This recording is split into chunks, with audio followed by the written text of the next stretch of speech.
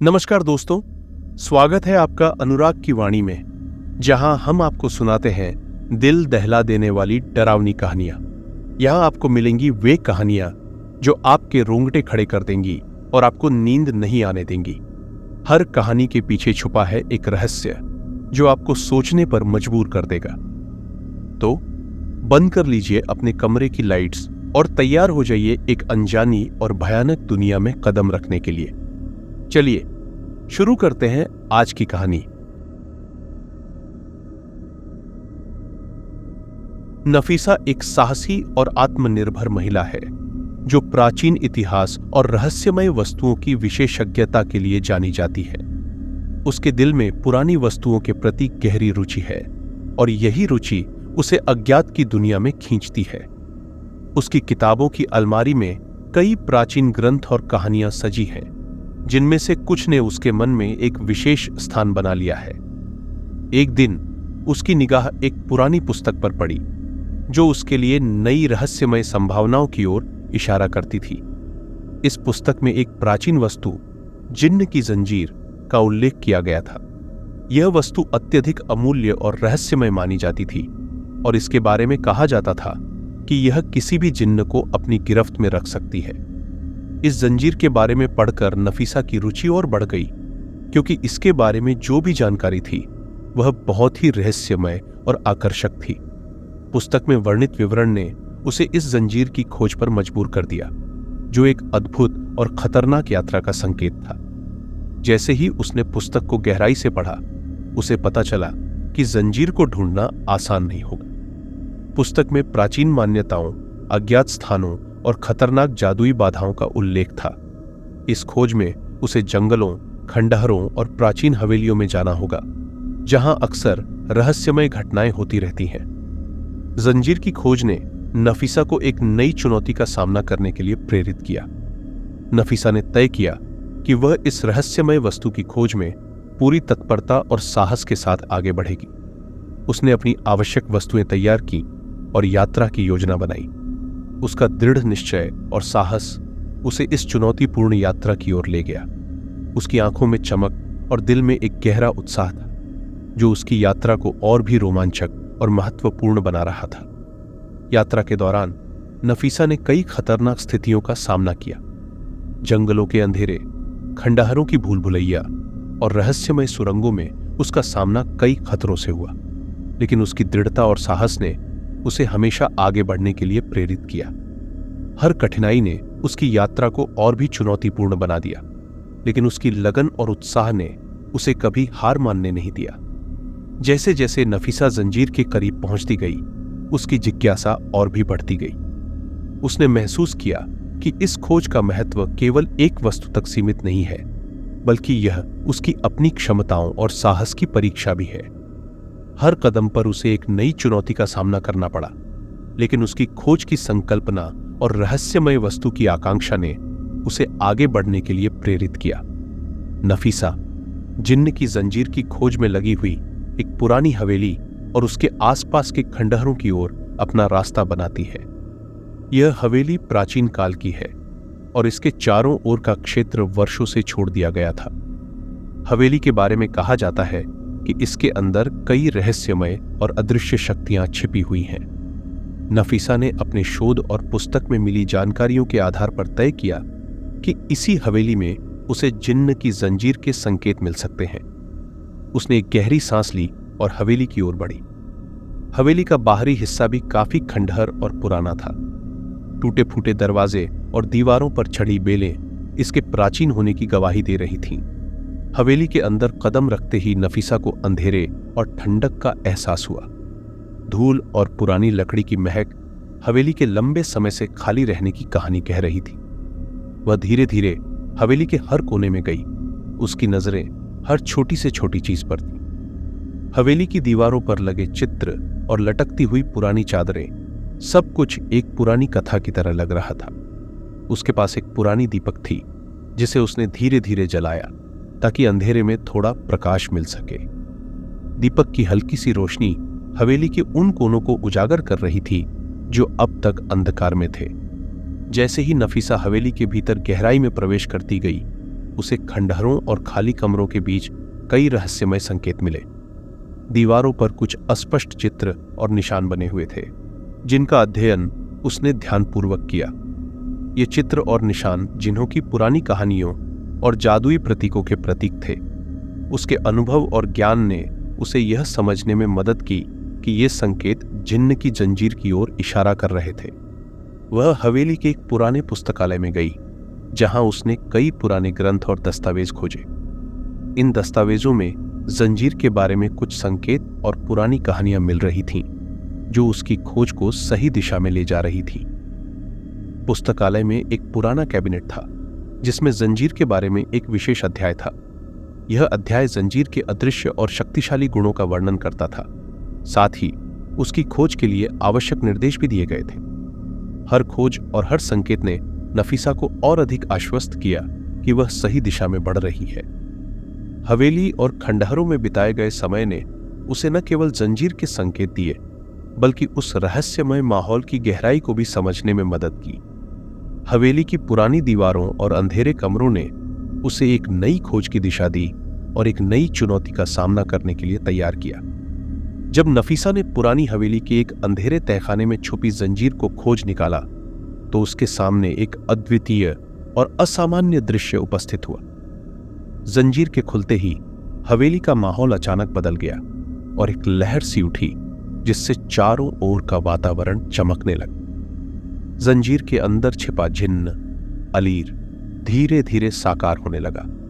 उसकी उपस्थिति से हवेली की ठंडक और अंधेरा एक शानदार प्रकाश और गर्माहट में बदल गया। अलीर का रूप अत्यंत आकर्षक और शानदार था। उसकी आंखों में गहरी चमक और उसके चेहरे पर एक मनमोहक मुस्कान थी। उसकी त्वचा चमकदार और परफेक्ट थी और उसके वस्त्र खूबसूरत डिजाइन के थे, जो उसकी दिव्यता को और अधिक प्रकट कर रहे थे। नफीसा ने महसूस किया कि अलीर की उपस्थिति में एक अलौकिक शक्ति और आकर्षण था, जो उसे बेतहाशा खींच रहा था। जैसे ही अलीर पूरी तरह से साकार हुआ, उसने नफीसा की ओर देखा और उसकी आंखों में एक गहरी समझ और रहस्यमय चमक थी। अलीर ने अपनी आवाज में एक खास तरह की मिठास और बल दिया, जिसने नफीसा को तुरंत आकर्षित किया। उसकी आवाज जैसे संगीत की लहरों की तरह मन को छूने वाली थी। उसने नफीसा से कहा, तुम्हारी खोज ने आखिरकार मुझे आजाद कर दिया है। मैं अलीर हूं और तुम्हारी सहायता करने के लिए यहां हूं। नफीसा को उसकी बातों में एक विशेष प्रकार की वासना और रहस्य का एहसास हुआ। अलीर ने उसे वादा किया कि वह उसकी सारी इच्छाओं को पूरा करेगा, यदि वह उसकी मदद स्वीकार करती है। उसके शब्दों में एक आकर्षण और लुभावनता थी, जो नफीसा को उसकी ओर और अधिक आकर्षित कर रही थी। अलीर ने नफीसा की आंखों में झांकते हुए उसकी इच्छाओं और सपनों को पूरा करने का वादा किया, जो उसे तुरंत सही और आशाजनक लग रहा था। अलीर की उपस्थिति और उसके द्वारा किए गए वादे ने नफीसा को एक नई दुनिया की ओर इशारा किया। वह इस नए अनुभव के लिए अत्यधिक उत्सुक थी और अलीर के साथ होने वाली हर चीज में उसे एक अद्भुत आकर्षण महसूस हो रहा था। अलीर की मोहक मुस्कान और उसकी अलौकिक शक्ति ने नफीसा को एक रहस्यमय और दिलचस्प यात्रा पर ले जाने का संकेत दिया। अलीर ने नफीसा को स्पष्ट किया कि उसकी इच्छाओं को पूरा करना उसकी प्राथमिकता है, लेकिन इस प्रक्रिया में एक कीमत भी चुकानी होगी। यह प्रस्ताव नफीसा के मन में कई सवाल और आशंकाएं उत्पन्न करता है, लेकिन अलीर की आकर्षक उपस्थिति और उसका वादा उसे इस यात्रा के प्रति और अधिक आकर्षित कर रहा था। उनके बीच एक नए और रहस्यमय रिश्ते की शुरुआत हो रही थी, जिसमें जिज्ञासा और रोमांच की भावना गहराई से जुड़ी हुई थी। नफीसा और अलीर के बीच एक अद्वितीय और गहरा संबंध विकसित होना शुरू हुआ। हवेली में बिताए समय के दौरान दोनों के बीच एक सहज और स्थायी आकर्षण महसूस किया गया। अलीर की छवि नफीसा के मन में गहरे रूप से समा गई थी और उसकी उपस्थिति से वह असीम सुख और सुकून महसूस करने लगी। अलीर का प्रत्येक शब्द, हर मुस्कान और उसकी निगाहों की गहराई ने नफीसा को एक अद्वितीय अनुभव का एहसास कराया। अलीर ने नफीसा की इच्छाओं और सपनों को पूरा करने का वादा किया था और उसने इस वादे को पूरी ईमानदारी के साथ निभाया। जब नफीसा ने अपनी भावनाओं और आकांक्षाओं को व्यक्त किया, अलीर ने तुरंत उनकी इच्छाओं को समझा और उन्हें साकार किया। नफीसा की हर इच्छा को पूरा करने के दौरान अलीर ने अपनी शक्ति और जादुई क्षमता का प्रदर्शन किया।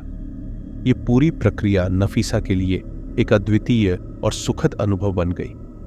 उनके बीच का संबंध केवल शारीरिक आकर्षण तक सीमित नहीं था, बल्कि इसमें गहरा भावनात्मक जुड़ाव भी था।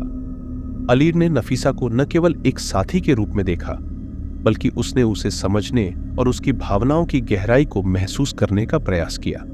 उनकी बातचीत, विचार विमर्श और साझा किए गए पल दोनों के बीच एक मजबूत और अटूट बंधन का निर्माण कर रहे थे। नफीसा ने अलीर की ओर से प्राप्त हर ध्यान और प्रेम को पूरी तरह से अपनाया। अलीर के द्वारा दिए गए सुखद अनुभव और भावनात्मक समर्थन ने नफीसा की आत्मा को गहराई से छू लिया। उनके बीच का शारीरिक संबंध भी एक नई ऊंचाई पर पहुंच गया, जिसमें प्रेम और सम्मान की भावना स्पष्ट थी। अलीर ने नफीसा के शरीर और आत्मा दोनों को सजीव रूप में समझा और उसके अनुसार अपने प्यार और देखभाल का प्रदर्शन किया। अलीर और नफीसा के बीच का रिश्ता पूरी तरह से अलग और अनूठा था। अलीर की संजीवनी शक्ति और नफीसा की गहरी भावनाएं मिलकर एक सुंदर और सम्मोहक संबंध का निर्माण कर रही थीं। हर छुआ, हर करीबी पल और हर साझा अनुभव ने उनकी प्रेम कहानी को और भी खास बना दिया। अलीर की वजह से नफीसा को एक ऐसी दुनिया का अनुभव हुआ जो पहले कभी उसने नहीं देखा था। इस प्रेम और आकर्षण की कहानी में नफीसा और अलीर के बीच एक विशेष प्रकार की समझ और गहराई विकसित हुई। उनके बीच का यह रिश्ता केवल भौतिक सुख तक सीमित नहीं था, बल्कि यह एक भावनात्मक और आध्यात्मिक अनुभव था। नफीसा ने अलीर के साथ बिताए गए हर पल को गहराई से महसूस किया और यह संबंध उसकी जिंदगी का महत्वपूर्ण हिस्सा बन गया। जैसे ही नफीसा और अलीर के बीच का संबंध गहराता गया, नफीसा की गहरी इच्छाएं और सपने अलीर की जादुई शक्ति को उत्तेजित करने लगे। नफीसा की भावनाओं की तीव्रता और उसकी चाहत ने अलीर की शक्ति को एक नई ऊर्जा प्रदान की। अलीर की आंखों में चमक और उसकी मुस्कान में एक नई ताजगी देखी गई, जो उनकी बढ़ती हुई उत्तेजना और प्रेम को दर्शाती थी। नफीसा की चाहत ने अलीर की शक्तियों को एक नई दिशा दी। उसकी इच्छाएं और भावनाएं इतनी मजबूत थीं कि उन्होंने अलीर को एक नई ऊर्जा से भर दिया। दोनों के बीच का संबंध धीरे धीरे एक गर्म और रोमांटिक रिश्ते में बदलने लगा। अलीर ने नफीसा की हर इच्छा और हर सपने को पूरी तरह से समझा और उनकी जरूरतों को पूरा करने के लिए अपनी पूरी शक्ति का उपयोग किया। इस रोमांटिक रिश्ते ने नफीसा के जीवन में एक नया आकर्षण और उत्तेजना लाया। अलीर की जादुई शक्ति ने उसके जीवन को एक अद्भुत अनुभव से भर दिया। उनके बीच के हर पल ने नफीसा को एक नई दुनिया का एहसास कराया। अलीर की उपस्थिति और उसकी शक्तियां नफीसा के जीवन में एक जीवंत और उत्साही ऊर्जा भर रही थीं, जो उसे नई भावनाओं और संवेदनाओं से परिचित करवा रही थी। लेकिन जैसे जैसे उनका रिश्ता गहराता गया, यह स्पष्ट होता गया कि उनकी गर्म और रोमांटिक कहानी एक भयानक मोड़ ले सकती है। अलीर की शक्ति और जादू की गहराई ने नफीसा को एक नई और खतरनाक स्थिति का सामना करने के लिए तैयार किया। अलीर की शक्तियों का एक पक्ष ऐसा भी था जो नफीसा के जीवन को खतरे में डाल सकता था। नफीसा ने अलीर की जादुई शक्तियों की गहराई और उनके प्रभाव को महसूस किया। उसकी इच्छाएं और भावनाएं अलीर की शक्ति को उत्तेजित कर रही थीं, लेकिन इसके साथ ही वह इस बात को भी समझ रही थी कि अलीर की शक्तियों का एक खतरनाक पहलू भी हो सकता है। उनके रिश्ते की गर्मी और रोमांस ने एक नई जटिलता और संघर्ष को जन्म दिया। अलीर और नफीसा के बीच का रिश्ता अब केवल प्रेम और आकर्षण तक सीमित नहीं था। यह एक ऐसी स्थिति में बदल चुका था जहां दोनों के बीच एक गहरी और खतरनाक लहर चल रही थी। अलीर की जादुई शक्ति और नफीसा की गहरी चाहत ने एक ऐसा अनुभव उत्पन्न किया जिसने उनके जीवन को एक अनिश्चितता और खतरनाक दिशा में मोड़ दिया।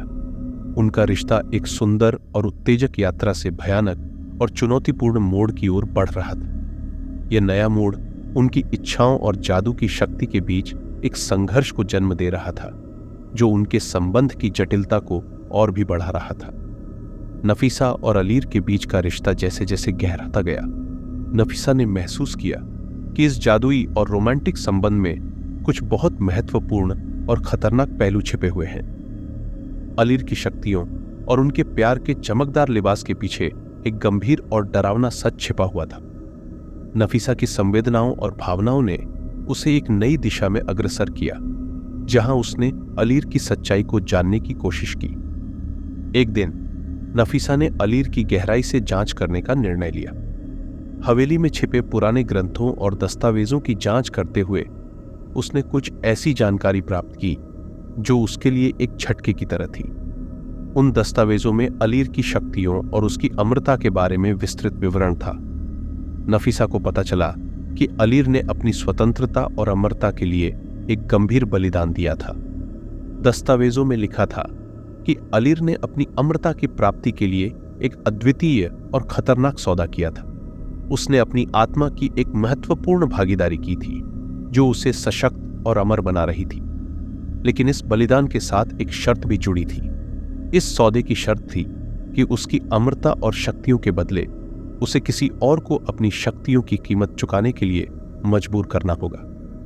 जब नफीसा ने इस सच को जाना तो उसकी आंखें खुल गईं। उसे एहसास हुआ कि अलीर की शक्तियां और उनका प्यार केवल एक खूबसूरत सपना नहीं थे, बल्कि इसके साथ एक भयावह और खतरनाक सच्चाई भी जुड़ी थी।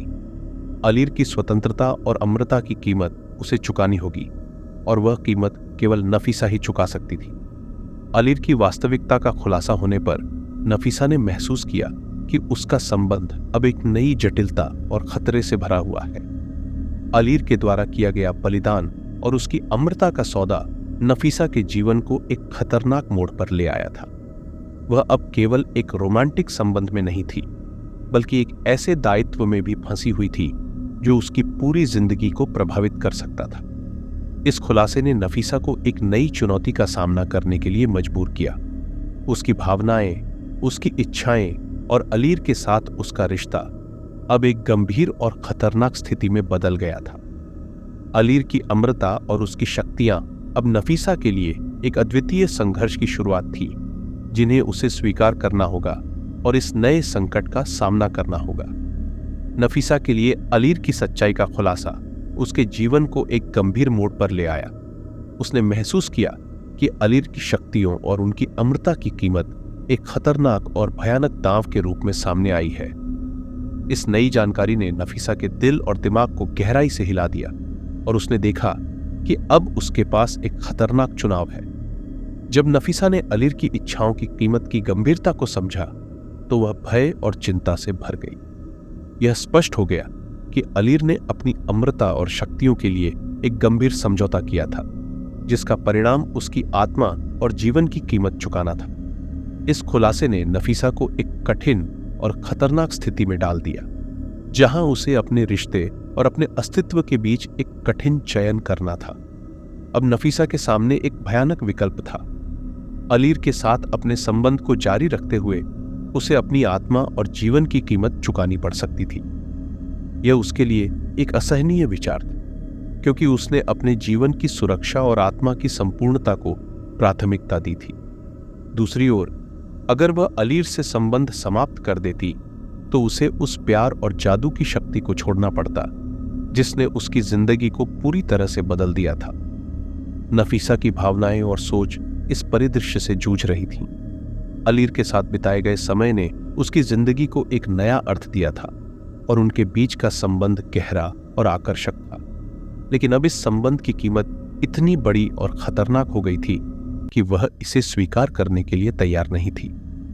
वह इस स्थिति में खुद को असहाय और तनावपूर्ण महसूस कर रही थी।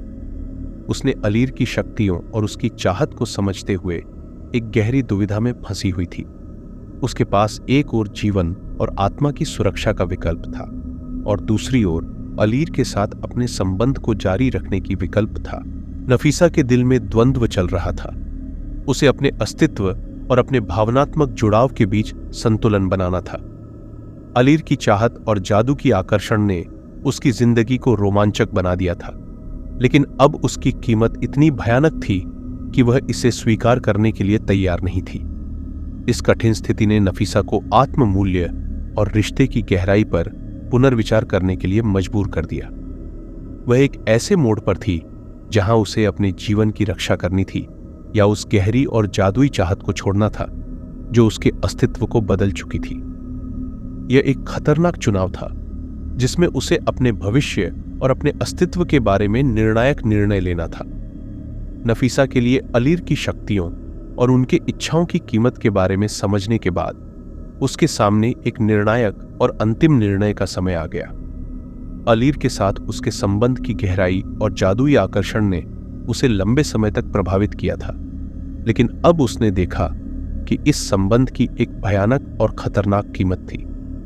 नफीसा को अपने भविष्य और अस्तित्व के बारे में एक अंतिम निर्णय लेना था जो उसकी जीवन की दिशा को पूरी तरह से बदल सकता था। उसकी मानसिक स्थिति असमंजस और घबराहट से भरी हुई थी। उसने अलीर के साथ बिताए गए समय को याद किया जिसमें उसने प्रेम, खुशी और जादू का अनुभव किया था, लेकिन अब वह इस सवाल का सामना कर रही थी कि क्या वह अपनी आत्मा और जीवन की सुरक्षा के लिए इस संबंध को समाप्त कर दे या अलीर की इच्छाओं को पूरा करने के लिए अपनी सबसे मूल्यवान चीज को खो दे। नफीसा ने कई रातों तक विचार किया। उसने अपने दिल की गहराइयों में झांकते हुए अपने अस्तित्व और भावनाओं के बीच एक जटिल तर्क को समझने की कोशिश की। वह जानती थी कि अलीर की शक्तियों के साथ उसकी सारी इच्छाएं पूरी हो सकती थीं, लेकिन इसके बदले उसे अपनी आत्मा और जीवन की कीमत चुकानी पड़ती। वह एक ऐसे मोड़ पर थी जहां उसे अपने आंतरिक संघर्ष को समाप्त करना था। उसने यह तय करने का प्रयास किया कि क्या उसकी इच्छाओं की संतोषजनक पूर्ति इतनी महत्वपूर्ण है कि वह अपनी आत्मा और जीवन की कीमत चुका सके। अलीर के प्रेम और जादू के आकर्षण ने उसकी सोच को प्रभावित किया, लेकिन वास्तविकता ने उसे भयभीत कर दिया। अलीर ने अपनी शक्ति और अमरता के लिए एक बहुत बड़ी कीमत चुकाई थी और अब नफीसा को यह निर्णय लेना था कि क्या वह इस कीमत को स्वीकार कर सकती है या नहीं। उसके निर्णय ने उसके जीवन की दिशा को तय करना था और यह एक ऐसा निर्णय था जो उसकी पूरी जिंदगी को प्रभावित कर सकता था। अंततः नफीसा ने एक भयावह मोड़ पर अपने अंतिम निर्णय को लेने का साहस किया। उसने अलीर की इच्छाओं और जादुई आकर्षण के बीच का तर्क पूरा किया और अपने अस्तित्व की सुरक्षा को प्राथमिकता दी। इस निर्णय ने उसे एक दर्दनाक और कठिन स्थिति में डाल दिया जहां उसे अपनी इच्छाओं और उनके परिणामों का सामना करना पड़ा। नफीसा के अंतिम निर्णय ने उसके जीवन की वास्तविकता को उजागर किया। उसने अपने अस्तित्व की रक्षा करने का निर्णय लिया, लेकिन इसके परिणाम स्वरूप उसे अलीर की प्रेममयी और जादुई दुनिया से विदा लेना पड़ा। यह अंत नफीसा के लिए एक भयावह और चुनौतीपूर्ण अनुभव था जिसमें उसे अपने विकल्पों और उनके परिणामों के साथ जीवन जीने की कठोर सच्चाई का सामना करना पड़ा। तो यहाँ खत्म होती है आज की पहली कहानी। चलिए सुनते हैं आज की दूसरी कहानी। कहानी एक सुदूर गांव की है जो घने जंगलों के बीच स्थित है। यह गांव प्रकृति की गोद में बसा हुआ है जहां दिन के समय चारों ओर हरियाली और शांत वातावरण होता है। यहाँ की सुबह कोहरे से ढकी होती है और पक्षियों के चहचहाने की आवाजें पूरे गांव में गूंजती हैं। लेकिन जब सूरज ढलने लगता है और चांदनी रातें आती हैं तो इस गांव का पूरा माहौल बदल जाता है। गांव के लोग चांदनी रातों से खौफ खाते हैं। उन्हें पता है कि इस गांव में कुछ ऐसा है जो रात के अंधेरों में जाग उठता है। इस गांव के लोगों के बीच एक अजीब सा डर बसा हुआ है। वे चांदनी रातों में बाहर निकलने से बचते हैं और जब कोई चांदनी रात होती है तो लोग जल्दी से अपने घरों में बंद हो जाते हैं। ऐसा माना जाता है कि चांदनी रातों में एक अद्भुत सुंदर स्त्री प्रकट होती है जिसे गांव वाले पिशाचिनी के नाम से जानते हैं। पिशाचिनी की सुंदरता इतनी मोहक होती है कि जो कोई भी उसे देख लेता है वह उसके आकर्षण में बंध जाता है और उसका शिकार बन जाता है। लेकिन पिशाचिनी केवल अपनी सुंदरता के लिए नहीं बल्कि अपनी जानलेवा प्रवृत्ति के लिए भी जानी जाती है। गांव के बाहरी क्षेत्र में एक अजनबी व्यक्ति का आगमन होता है। उसका नाम है विवेक। विवेक एक रहस्यमयी और अकेला व्यक्ति है जिसने अपने अतीत से भागकर इस गांव में शांति और एक नई जिंदगी की तलाश में कदम रखा है। वह एक साधारण जीवन जीने की कोशिश कर रहा है, लेकिन गांव के लोगों की संदेहास्पद निगाहें उसे असहज करती हैं। गांव वालों के बीच विवेक के बारे में तरह तरह की बातें होती हैं। कुछ लोग उसे एक भाग्यहीन व्यक्ति मानते हैं जो अपने दुखद अतीत से छुटकारा पाने के लिए गांव में आया है, जबकि कुछ लोग उसे एक संदिग्ध व्यक्ति मानते हैं जो किसी खतरनाक मकसद से यहां आया है। हालांकि कोई भी उसके अतीत के बारे में सही नहीं जानता। गांव के लोग उसे बाहरी समझकर उससे दूरी बनाए रखते हैं और उसे अपने किसी भी रहस्य में शामिल नहीं करते। विवेक गांव की इस अजीबोगरीब स्थिति को समझने की कोशिश करता है। वह महसूस करता है कि गांव के लोग किसी गहरे भय में जी रहे हैं, लेकिन कोई भी उससे सीधे कुछ कहने से कतराता है। विवेक के लिए यह गांव एक नई शुरुआत का प्रतीक है, लेकिन वह इस गांव की अदृश्य दीवारों को महसूस करने लगता है। जैसे जैसे दिन बीतते हैं, विवेक का गांव के जीवन से परिचय होता है। उसे पता चलता है कि गांव वाले चांदनी रातों से बेहद डरते हैं। चांदनी रातों में पिशाचिनी का प्रकट होना गांव वालों के दिलों में खौफ पैदा कर देता है। पिशाचिनी की कहानियां विवेक को जिज्ञासु बनाती हैं। वह इस मोहक और रहस्यमयी स्त्री के बारे में अधिक जानने की कोशिश करता है, लेकिन उसे कोई स्पष्ट जवाब नहीं मिलता। गांव वाले विवेक को चेतावनी देते हैं कि वह चांदनी रातों में बाहर न निकले, लेकिन विवेक इस चेतावनी को गंभीरता से नहीं लेता। वह इसे महज एक अंधविश्वास मानता है और इसे नजरअंदाज कर देता है।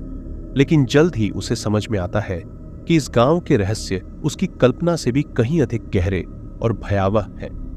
विवेक अपने अतीत की उलझनों से दूर भागते हुए एक छोटे और शांत गांव में पहुंचा। यह गांव उस समय बेहद शांतिपूर्ण लग रहा था और विवेक ने महसूस किया कि यही वह जगह है जहां वह अपनी जिंदगी की नई शुरुआत कर सकता है। उसने गांव के एक पुराने परित्यक्त से दिखने वाले घर में रहने का फैसला किया। घर काफी पुराना था, लेकिन उसकी खामोशी और गांव की शांति विवेक के बेचैन मन को कुछ सुकून देने लगी। उसे यहां वह शांति महसूस हो रही थी जिसकी उसे तलाश थी। पहले कुछ दिनों तक विवेक ने गांव और आसपास के इलाकों का दौरा किया। गांव वाले उसे देखकर थोड़ा असहज थे, लेकिन विवेक ने इसे एक सामान्य प्रतिक्रिया समझा, क्योंकि वह यहां बाहरी व्यक्ति था।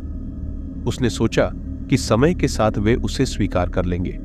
लेकिन कुछ ही दिनों में विवेक को गांव में कुछ अजीब महसूस होने लगा।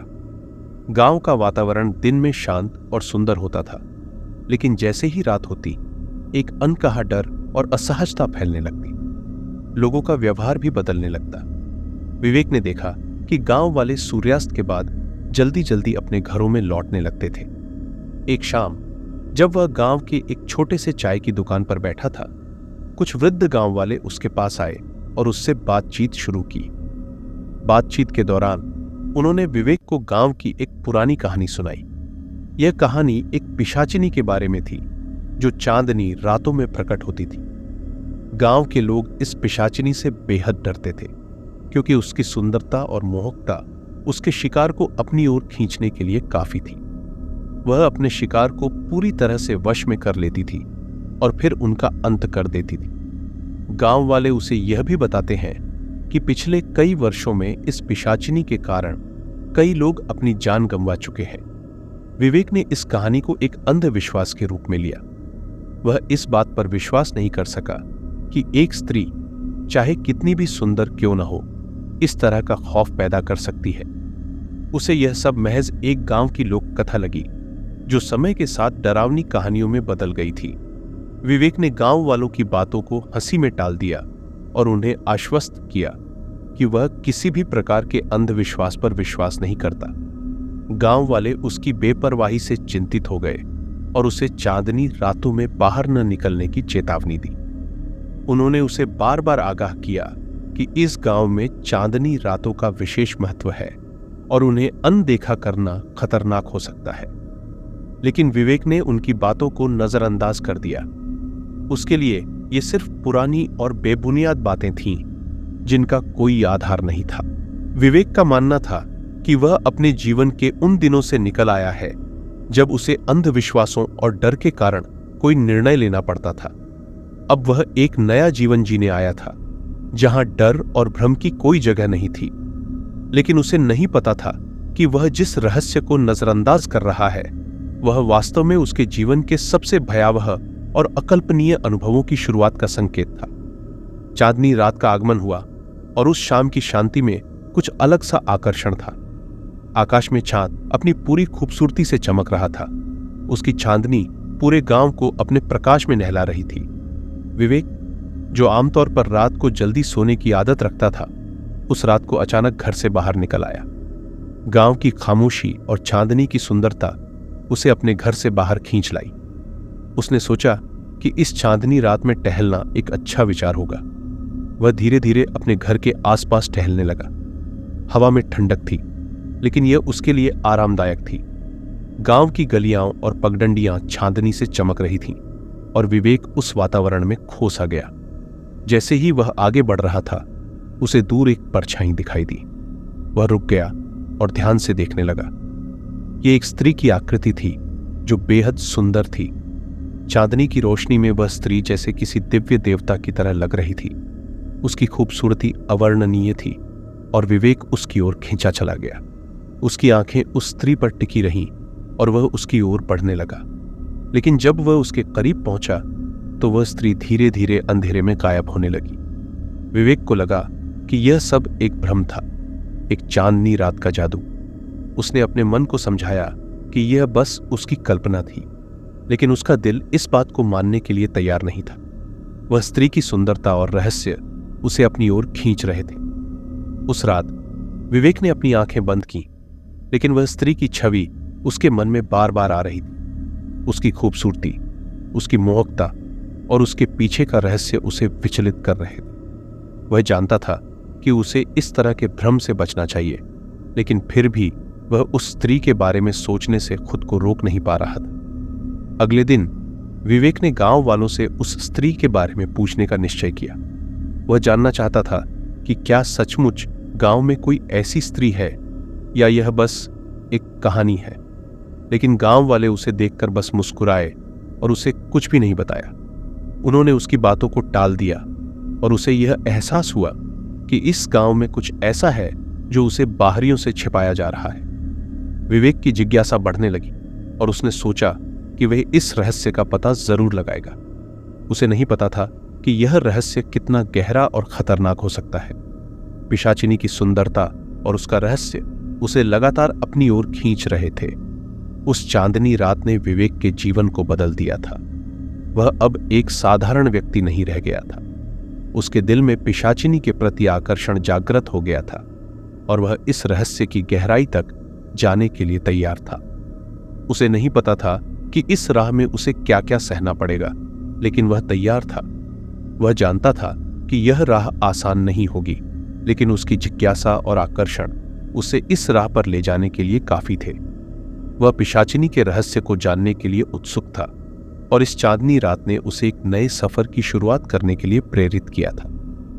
दूसरी चांदनी रात की चांदनी अब पहले से भी अधिक चमकदार और मोहक लग रही थी। गांव के अंधेरे कोनों में एक बार फिर से वह रहस्यमयी स्त्री प्रकट हुई, जिसका नाम अब विवेक के दिल में गहरे स्थान पर अंकित हो चुका था। इस बार विवेक उस स्त्री की ओर खींचा चला गया और उसने महसूस किया कि यह उसकी दूसरी मुलाकात का समय है। जैसे ही वह चांदनी रात की ठंडी हवा में चल रहा था, उसने देखा कि पिशाचिनी उसी जगह पर थी जहां उसने पहली बार उसे देखा था। उसकी सुंदरता की चमक चांदनी के साथ मिलकर एक अद्भुत दृश्य प्रस्तुत कर रही थी। पिशाचिनी ने विवेक को देखा और धीरे धीरे उसकी ओर बढ़ी। उसकी आंखें चमक रही थीं और उसका हंसमुख चेहरा जैसे विवेक को आमंत्रित कर रहा था। विवेक ने देखा कि पिशाचिनी पहले से अधिक नजदीक आ रही थी और उसके दिल की धड़कन तेज हो गई। उसने पिशाचिनी से संपर्क करने की हिम्मत जुटाई और उसके साथ बातचीत शुरू की। उनके संवाद में एक विशेष प्रकार की गर्मी और आकर्षण था। पिशाचिनी की आवाज में एक मधुरता थी जो विवेक को सम्मोहित कर रही थी। पिशाचिनी ने विवेक के साथ समय बिताने की इच्छा व्यक्त की। उसने उसे जंगल के एक खूबसूरत हिस्से में चलने का निमंत्रण दिया। विवेक ने सोचा कि यह एक अद्वितीय अवसर है और वह उसकी बातों को नजरअंदाज नहीं कर सका, लेकिन उसके मन में एक हल्का सा संकोच भी था। वह इस विचार से डरा हुआ था कि कहीं पिशाचिनी का आकर्षण उसे किसी खतरनाक स्थिति में न डाल दे। पिशाचिनी ने विवेक के संकोच को भांप लिया और उसके करीब आ गई। उसने अपने हाथ से विवेक का हाथ पकड़ लिया और उसकी उंगलियों को अपनी उंगलियों के बीच में रखा। उसके स्पर्श ने विवेक को एक अनोखी अनुभूति दी और वह पूरी तरह से उसकी पकड़ में आ गया। उसकी आंखों में एक तरह का जादू था जो विवेक को और अधिक आकर्षित कर रहा था। विवेक ने पिशाचिनी के साथ जंगल में जाने का फैसला किया, लेकिन उसके मन में एक गहरी चिंता भी थी। वह जानता था कि वह एक अज्ञात खतरे की ओर बढ़ रहा है, लेकिन उसकी कामुकता और आकर्षण ने उसे इस यात्रा के लिए तैयार कर दिया। पिशाचिनी ने उसे जंगल के भीतर एक खूबसूरत और शांत जगह पर ले जाकर बैठाया। वहां का वातावरण मंत्रमुग्ध करने वाला था, लेकिन विवेक के मन में भय की एक लहर भी दौड़ रही थी। पिशाचिनी ने विवेक के साथ गहरी और अंतरंग बातचीत की। उसकी बातें और उसका स्पर्श विवेक को और अधिक सम्मोहित कर रहे थे।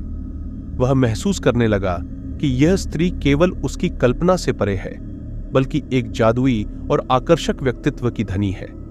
विवेक ने पिशाचिनी की बातों और उसके आकर्षण को स्वीकार कर लिया, लेकिन उसके मन में एक भय भी बना रहा। उस रात ने विवेक की जिंदगी को एक नए मोड़ पर ला खड़ा किया। उसने पिशाचिनी के साथ अपने संबंध को गहराई से महसूस किया, लेकिन उसकी चेतना उसे सतर्क कर रही थी। वह जानता था कि वह इस यात्रा में केवल अपनी इच्छाओं का पालन नहीं कर रहा, बल्कि एक ऐसे रहस्य की ओर बढ़ रहा है जिसकी गहराई और खतरनाक परिणाम वह अभी पूरी तरह से समझ नहीं पा रहा था। विवेक के बदलते व्यवहार ने गांव वालों को चिंतित कर दिया था। उन्होंने देखा कि वह चांदनी रातों में घर से बाहर निकलने लगा था और पिशाचिनी के साथ समय बिताने लगा था। गांव में अफवाहें तेज हो गईं और लोगों ने विवेक से खुलकर बात की। वे अब भी उसकी उपेक्षा नहीं कर पा रहे थे और उसे फिर से चेतावनी देने का निर्णय लिया। गांव वालों ने विवेक को एक बार फिर से पिशाचिनी के बारे में गंभीरता से चेतावनी दी। उन्होंने उसे उस स्त्री के शिकारों की कहानियां सुनाई जिनकी मौतें रहस्यमय और डरावनी परिस्थितियों में हुई थीं। वे बताते हैं कि पिछले कई सालों में कई लोग पिशाचिनी की खूबसूरती और मोहकता के प्रभाव में आकर अपनी जान गंवा चुके हैं। गांव वालों ने उसे बताया कि पिशाचिनी का आकर्षण केवल एक छलावा है जो लोगों को उसकी ओर खींचता है और इसके बाद वे उसकी शिकार बन जाते। विवेक ने इन कहानियों को एक बार फिर से सुना, लेकिन इस बार उसे उनका महत्व समझने में देर नहीं लगी। उसके भीतर पिशाचिनी के प्रति गहरा आकर्षण और मोहब्बत के बावजूद उसे अब एहसास होने लगा था कि उसके जीवन में एक खतरनाक मोड़ आ चुका है। इसके अलावा विवेक के सपनों में भी पिशाचिनी आने लगी थी। उसकी चांदनी रात की मोहक छवि और रहस्यमय बातें उसके सपनों को भर देती थीं। पिशाचिनी की छवि सपनों में और भी सजीव और प्रभावशाली हो जाती थी। वह उसके करीब आती, उसकी आंखों में गहराई से देखती और उसके कानों में फुसफुसाती। धीरे धीरे विवेक ने समझना शुरू कर दिया कि पिशाचिनी केवल एक सुंदर स्त्री नहीं है। पिशाचिनी उसे अपनी असली पहचान के संकेत देती थी। उसके सपनों में वह खुद को एक अभिशप्त आत्मा के रूप में प्रकट करती, जो अपने शिकार को अपनी ओर खींचती है और फिर उसे सजा देती है।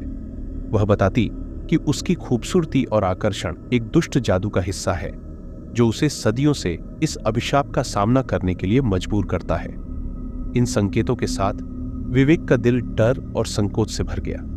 उसने महसूस किया कि वह एक खतरनाक और अदृश्य जाल में फंस चुका है, जहां पिशाचिनी का आकर्षण और उसकी सुंदरता एक छलावा है।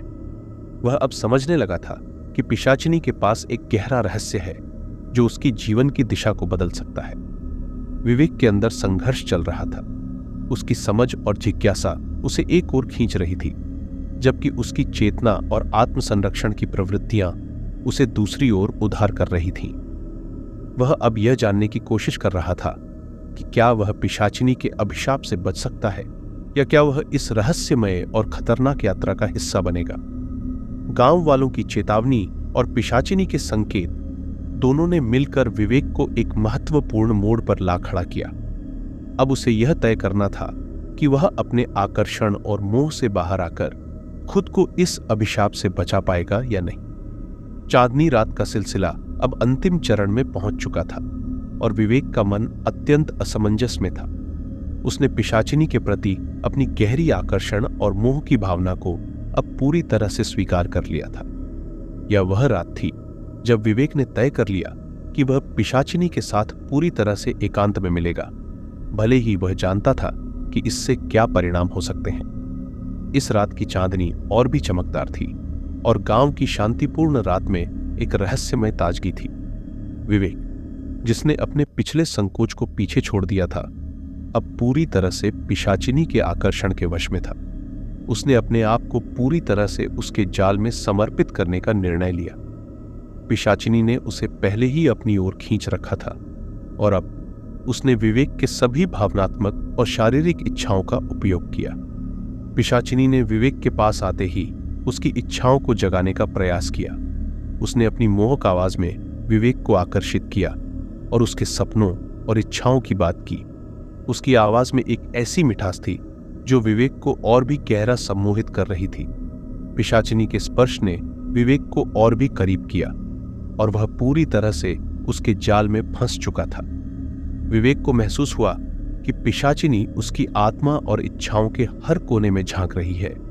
उसकी बातों और स्पर्श ने विवेक को पूरी तरह से सम्मोहित कर दिया और वह अब उसके साथ जाने के लिए पूरी तरह तैयार था। पिशाचिनी ने विवेक को जंगल की ओर ले जाने का निमंत्रण दिया, जहां वह उसे पूरी तरह से अपनी गिरफ्त में ले सकती थी। विवेक ने बिना किसी सवाल के पिशाचिनी के साथ जंगल की ओर बढ़ना शुरू किया। पिशाचिनी ने उसे एक गहरे और अंधेरे हिस्से की ओर ले जाने का निर्णय लिया, जहां अभिशाप का असर सबसे अधिक था। जंगल की गहराई और अंधेरे ने विवेक को एक अजीब सी बेचैनी और डर का एहसास दिलाया, लेकिन उसकी इच्छाएं और मोह इस डर को हरा रहे थे। जंगल के अंदर पिशाचिनी ने विवेक को एक खूबसूरत लेकिन भयानक स्थान पर ले जाकर उसे अपने जाल में पूरी तरह से फंसा दिया। उसने अपनी शक्ति और जादू का पूरा इस्तेमाल किया और विवेक को महसूस हुआ कि वह अब पूरी तरह से उसके वश में है। पिशाचिनी ने अपने अभिशाप को पूरा करने के लिए तैयार हो चुकी थी और विवेक अब उसके अंतिम शिकार के रूप में तैयार था। पिशाचिनी के जाल में फंसे विवेक ने अब पूरी तरह से महसूस किया कि उसकी सभी इच्छाएं और भावनाएं उसे एक ऐसे अंत की ओर ले जा रही हैं जिसे उसने कभी सोचा भी नहीं था। चांदनी रात की चमक और पिशाचिनी की सुंदरता अब एक दुष्ट अभिशाप का रूप ले चुकी थी और विवेक अब उसकी गिरफ्त में था। विवेक के लिए यह रात निर्णायक साबित हुई। वह अब यह समझ चुका था कि पिशाचिनी की खूबसूरती और मोहकता केवल एक भ्रामक छलावा थी जो उसे एक खतरनाक और अदृश्य जाल में फंसा रही थी। इस चांदनी रात ने विवेक के जीवन को एक भयानक मोड़ पर ला खड़ा किया और उसने अब अपने भविष्य की ओर एक असमंजसपूर्ण दृष्टिकोण अपनाया।